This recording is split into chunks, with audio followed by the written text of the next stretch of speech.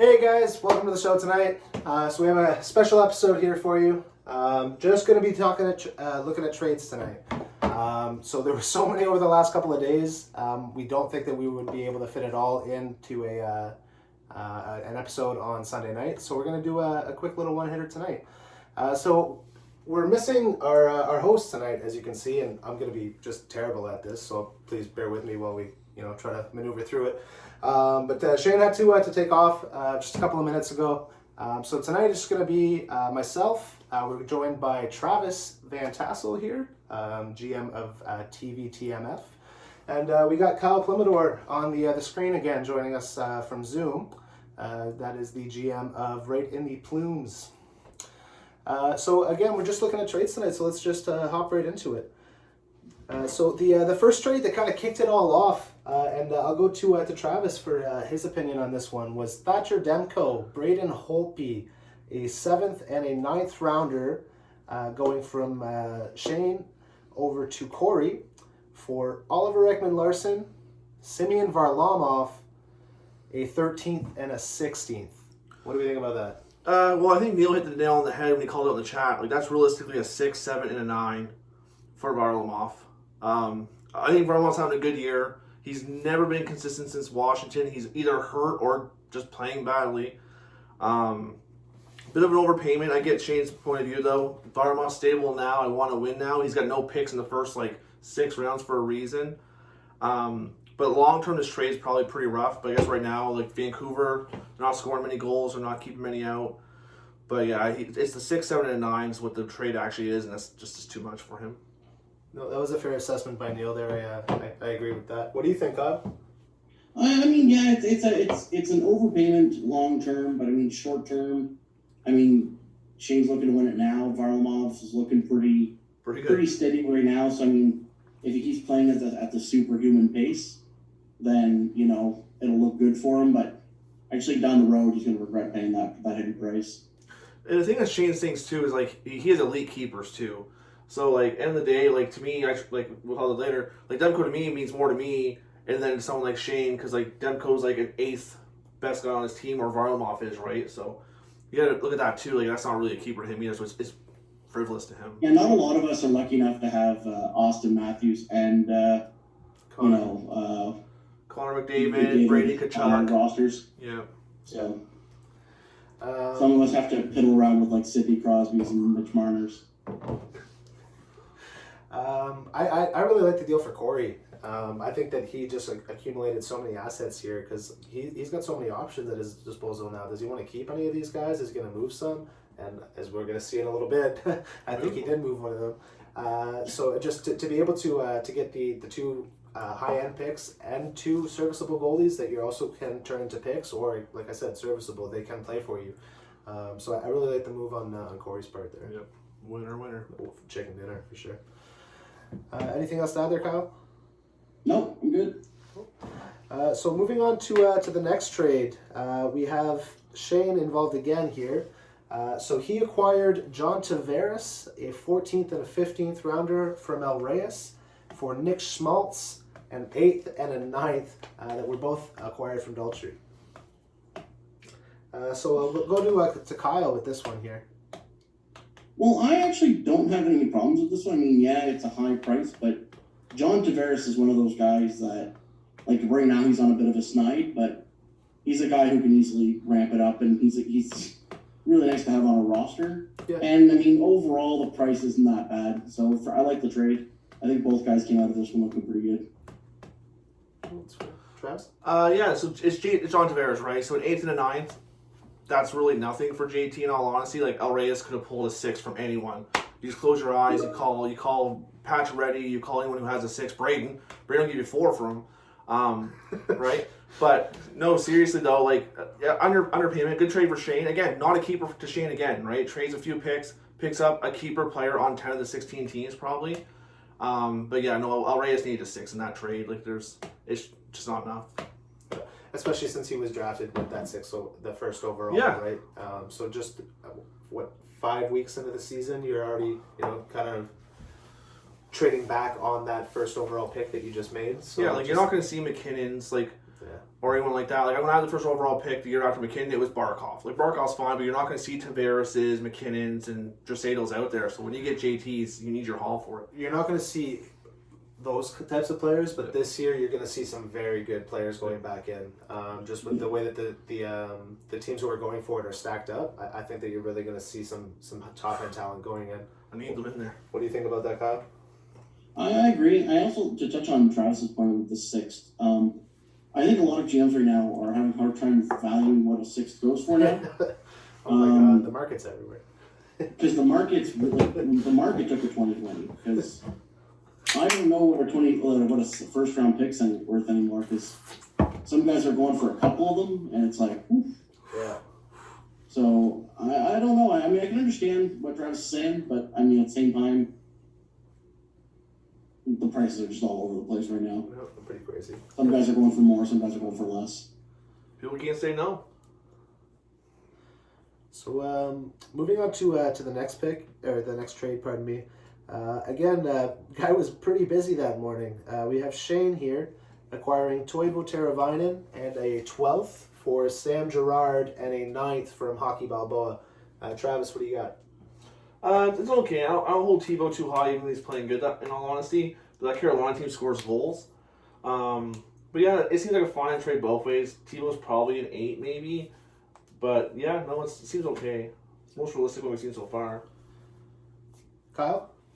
Yeah, this is one of those. I mean, this is pretty. This, as far as the trades that have gone so far, this one's the pretty white bread one.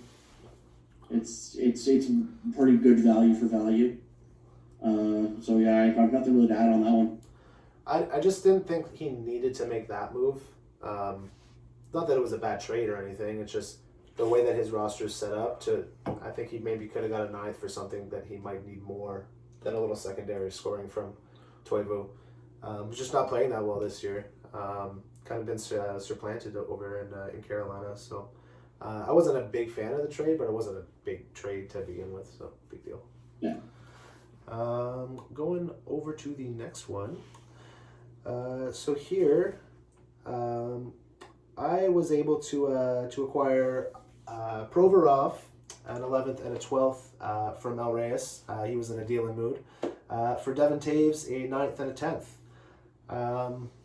Kyle, what do you think about that? So, on a personal, not pool opinion, I am a huge fan of Ivan Provorov. Yeah, me too. Not just in fantasy, but also just the way he plays hockey.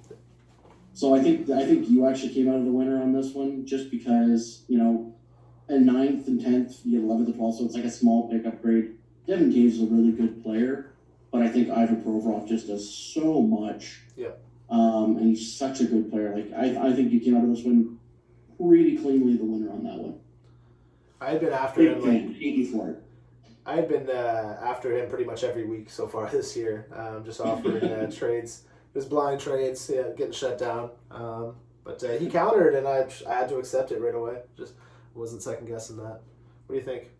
Like your 9's like a 10. So like, and again, Ivan Provorov does a lot of things on the back end that people don't value. Like goals are great, but you need grit stats. No, that's a fair trade because it's basically a 10 to 10. It's not really a 9 to me. But yeah, that's a great trade for Ivan Provorov.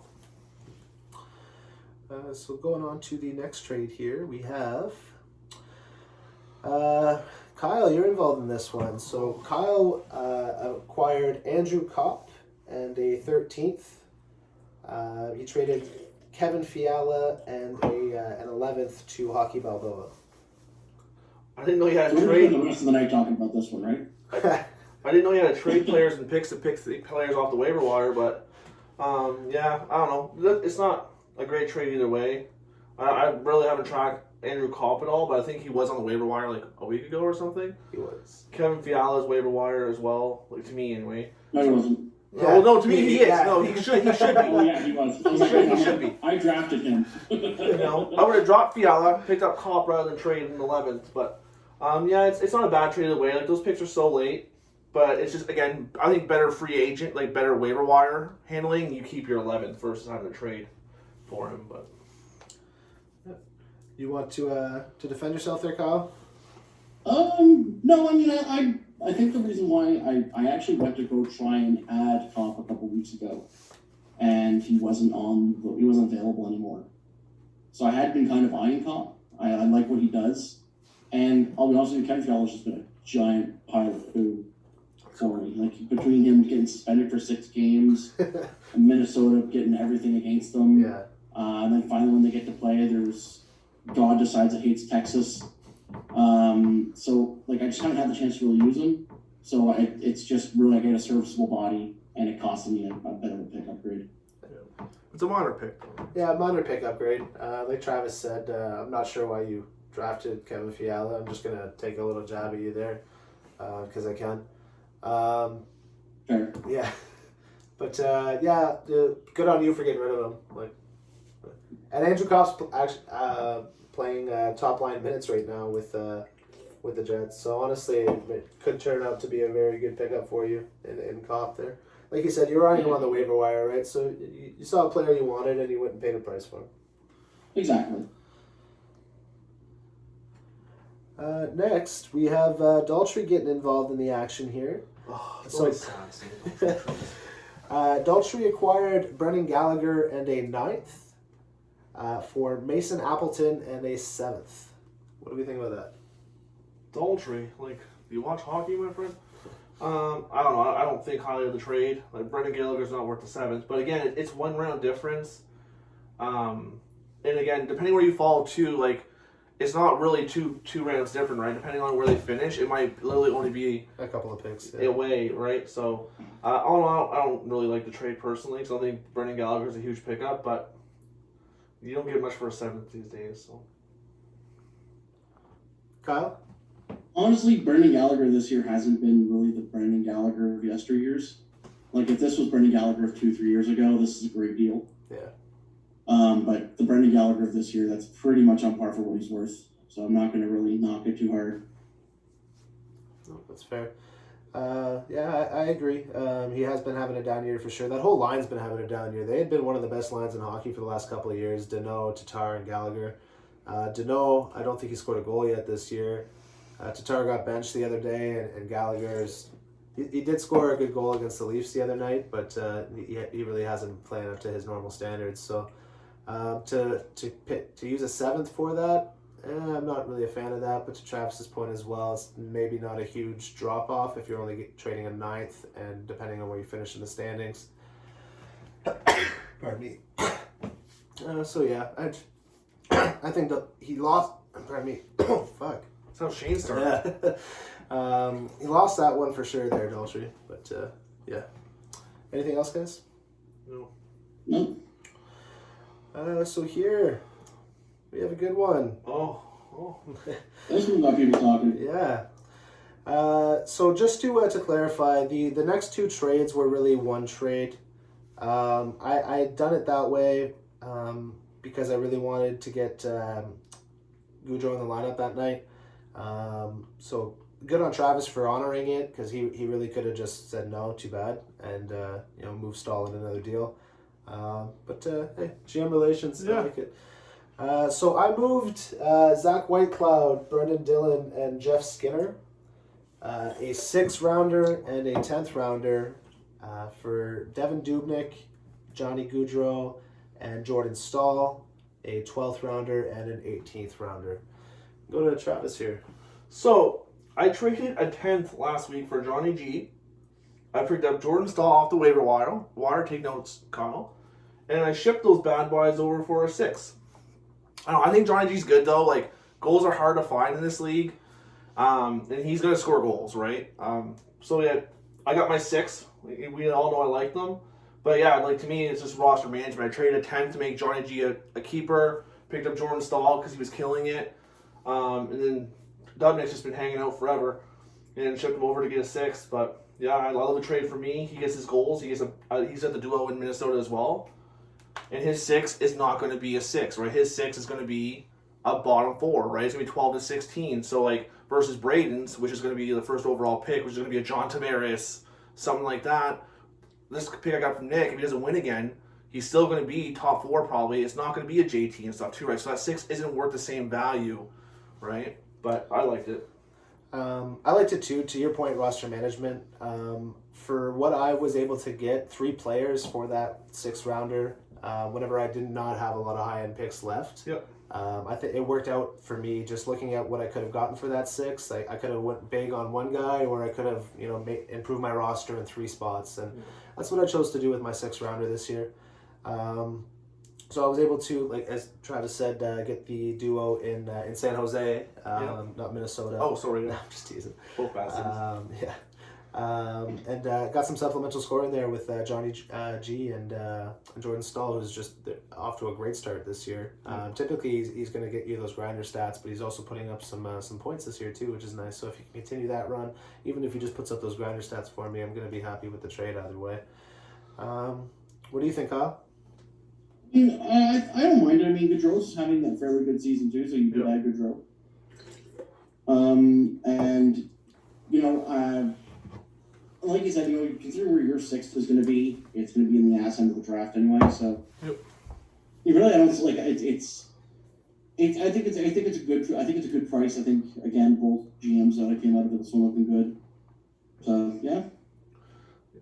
The one thing too, like they gave up no serviceable players. Like Jeff Skinner is the only name on that one, and the guy can't get a fucking point to save his life. So like those are all going to be drops for Nick anyway. So those are all huge roster upgrades for him. It's true. I still feel bad for getting that first for Skinner 2 years ago. You kept him. You kept him then too.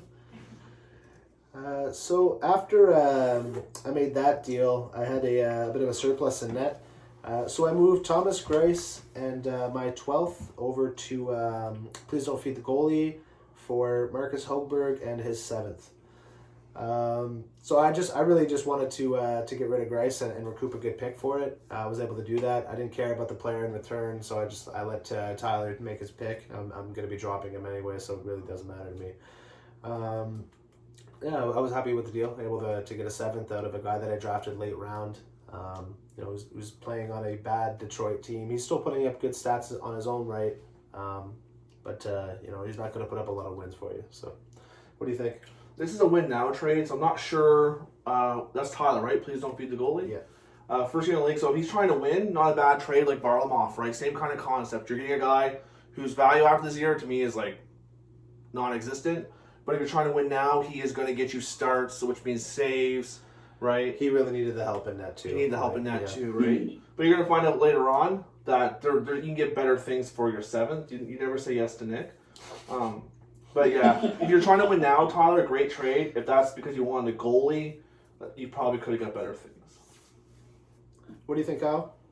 Honestly, I think considering what we said about Please Don't Feed the Goalie last week, where we did talk about how he did need to improve his goaltending, this does address a need. I mean, Greiss is better than Holberg by any measure. Yep. And as much as Detroit is terrible, are they Ottawa terrible? I don't know. Yeah, not yet.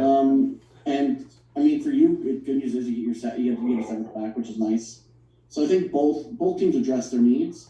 I mean, I don't think he really desperately needed that 7th, but he definitely addresses his needs. So, buddy, did you see my picks? I don't think after that 7th I draft till the 12th, like maybe the 11th. But yeah, I'm gonna flip the 7th anyway. There's a 7th on the block, guys. Offer me for my 7th. Like he's up there. I'll call him. Travis will have 2 offers in before the end of the podcast. I'm already doing it right now. So after that one, we had a really big trade here. This one went down this morning.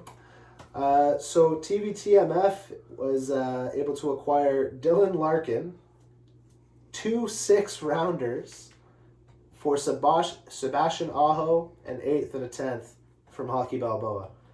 Tell us about that one. So I'm trying to do my goddamn job here, and Braden's like ringing my phone off the hook here. So I just, he's a keeper to me. So like the thing is, that's why I seem to get the better end of trades. Like I'm not just gonna trade people. Like I like people, but like he's a keeper. Like he's literally the only guy on my team that scores goals. So yeah, I had a line in the stand, 2 6s. Now he has the first overall pick. So again, even dealing with him, I'm not even including that pick in there, right? Because no one's trading the first overall pick. Because at the end of the day, yes, if he trades that 6 for Aho, he would get John Tavares in the draft. So it's, you know what I mean? So he's actually down an asset. And I had this conversation like a couple years ago with Shane. So again, Ramrod and Patrick Rumble's 6s are pretty late. Like again, they're the other 2 that are probably in the top 4. So I'm going to get probably the 14th and 15th overall picks. Right in the plums. He's probably going to finish like 5th from last. Let's call a spade a spade. And those picks are going to be only like literally like 25 away. Right? But yeah, no, he paid a steep price for it. But even trying to make the deal with Braden, I knew for sure that first overall pick was untouchable. He offered me a 6 and a 7. Well, your 7 is Ramrod 6. If Ramrod wins, that 6 is a 16th round pick, or 16th overall pick. His 7th is a 17th round overall pick, right? So it doesn't, or 17th overall pick, so it doesn't change anything. One swap. Exactly, right? So the trade was originally for 6 and a 7, but Braden's 7's worth just as much as Ramrod or Pacioretty's 6. So it's really a 6 and a 7 for an 8 and a 10 for a goal scorer. And Dylan Larkin's, he's not a keeper. When I first saw this trade, I hated it on every single level. I thought, first off, I thought Braden maybe, and I hate to use this term, but to quote Tropic Thunder, I thought he went full retard here. But then the more I kind of stopped and looked at it, you're right, Team Ramrod's first is realistically a second. Pacioretty Rumble, he's going to go far. Yeah. His first is at best elite first, or essentially a second. You know what I mean? Mm-hmm. My 8th and 10th, I don't think I'm going to end bottom 5th. You jerk. You might make playoffs, maybe. But they're not overly incredible picks. So really, looking at that, and Larkin's not a terrible player, but you're right, he's not an Aho caliber player. So once I kind of lessened my hate for this trade for a few minutes, it actually isn't all that bad. Still, because it's 2 6s. Yeah. But a little bit more understandable. Yeah, at first glance, it does look a little gross, but afterwards. Yeah. Yeah, no, I get it. Braden was looking to get a keeper-worthy player, and, he got it in Aho, but he did pay a good price for it, so I don't think he would have found an Aho-type player with those late first-round picks. So, you know what? I honestly, I didn't mind the trade, really. Also because at first I initially thought he had given up his first. Yeah, I don't think he's going to move that. No, that wasn't even a conversation. When I first saw the 2 6, I was like, as if he moved his first. Like, what a moron. And then I realized he traded 2 late firsts. So to me, it kind of comes up okay. Yeah. I'm less leery of it. I agree. So moving on here. So like we mentioned earlier, Demko, who was moved just 2 days ago, moved again this morning. So Demko was traded to TVTMF with a 16th for his 7th and Zach Whitecloud to Sociopass. So Travis, tell us. Well, at this point I have 7 6 rounders, and I still think I have a 7th or 2 left. So to me, I need keepers. I have 3 keepers: Huberdeau, Barkov, and Gibson. That's it. My team, other than that, is just trade fodder. Mm-hmm. Thatcher Demko having a terrible year again. How old is he? 23. He's not very old. He is the future there. Hope he's going to go to Seattle. I get a starter for a 2nd round pick. Yeah, so that's me. He's a keeper player for less than a 6th. And again, Thomas Greiss went for a 7th. To me, Thomas Greiss is a win now, but I'm not winning right now. So to me, I get Demko, who's going to have a brighter future, right? So yeah, I think I did okay in that trade. I feel like that probably should have been a 6th. Sorry, Corey, because I know you won one. But yeah, no, I get a keeper player for a 2nd round pick, so I'm okay with that. Yeah. Kyle? I just like how Thatcher Demko has been to more places than a hooker with a Winnebago this season, because he's been all over the board. No, I like Travis's logic for the trade. I think he's right. I think Holtby is Seattle bound. I think Vancouver's going to look at what they got with Holtby, and I think they've agreed with the rest of the hockey world and went, no thanks. So. No, that's a fair point, but I do just want to say something about Demko being the future. They have Rick DiPietro in that system. Or not Rick DiPietro. I don't know. What's his name? Michael DiPietro. Maybe, yeah. Yeah, Michael DiPietro. That kid is the future. Oh, yeah, so... We'll see. Yeah, do your research before you start calling people the future. I would be leery of any goaltender with the name DiPietro. Yeah, I understand that feeling, but Oof. no, I'm telling you, like he came up last year and played a couple of emergency games for them, and he was great, but he wasn't even supposed to be there, you know. So Yeah. How old is this kid? I think he's 21 now, maybe 20. Yeah, Drugs will get him. drugs will get him. But yeah, I understand why you made the trade. Yeah. You know? So He'll start next year at least. yeah. Then move him for a 6, and then he'll be an upgrade. And then we have another one involving defensemen here. So we got Ryan Ellis and an 8th going over to Saucier Pass. And Cherry Picking Dons acquires Tyson Berry and a 14th. So what do we think about that? So Saucier Pass picked up Ryan Ellis? Cherry Picking Dons picked up Tyson Berry, and he paid an 8th for it. Oh, I don't know what Tyson Berry has done, but I don't think he's doing 8th round. Again, I want my defensemen to do grindy things. It seems like an overpayment for a defenseman. They seem pretty interchangeable this year. I don't know what his offense. I haven't paid any attention to Tyson Berry at all. But for an 8th round pick for a defenseman, I need you to be chucking like 4 hits a night and getting me a point at least every 3rd night. But yeah, it's not an awful trade, but swapping defensemen like that, I don't see the value. Kyle? Yeah, I pretty much could echo what Travis is saying. I'm not huge on this one. I mean, it's just kind of a boring trade, really. I don't know what Barry's really done this year. I know he hasn't been really stellar enough to blow up my phone. And Ellis is just, Ellis again, like good NHL defenseman, boring fantasy defenseman. So, you know. I agree. Yeah, it's Tyson Berry could really heat up in Edmonton. That power play just starts to click, and his power play points, his assists could just take off. But to Travis's point, that's what I'm looking for my defenseman is grinder stats, you know. So maybe Kyle has a different strategy. Cherry Picking Dons, Kyle has a different strategy there. Yeah, I just think it's a bit of an overpayment. I think he just wanted people who would play games. That's also a fair point.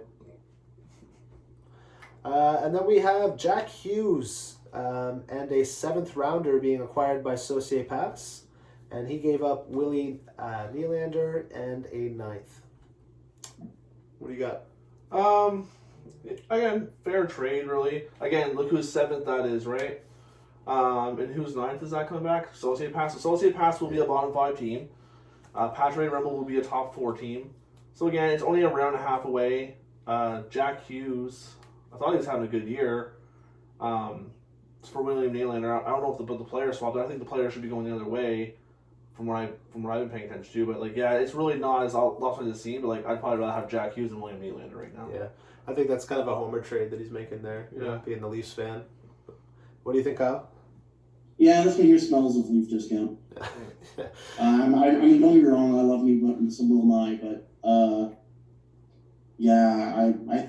I put more value on Jack Hughes personally. Yeah. But hey, if he's gonna make the trade, go for it. Yeah. And was that it? Yeah, that's what those last 5 were like today. I think that was it, eh? Well, that's Steven Stamkos trade. Don't bring that up. Just an FYI, Steven Stamkos went for a 6th. Aho went for 2. Just saying. That was a trade. What's that? That's last week. No, that was the Lonnie Fleury trade. Oh, I was like, Jesus, Stamkos got traded again. So that is it. Well, you go for 4 6. I would just like to say congratulations to the Toronto Maple Leafs for not blowing a 5-1 lead tonight. Thank you. What was the final score On there? behalf of all your fans, thank you. Any parting words for us, Travis? Nope. I'm sending trades out there. Always answer your phone. You know I treat you real good. You know. The ones who have 6, I'll be calling. The ones who don't have 6s, not so much. But yeah, no, it's wild year. Well, thanks for bearing with us through the recap, guys. We're still going to have our regular podcast on Sunday. Go through the weekly recap, predictions, and preview next week. Again, what was this? About a half hour. So this would have taken way too long. to get through all on Sunday just to get the trades done. So yeah, guys, thanks for watching. Have a good night.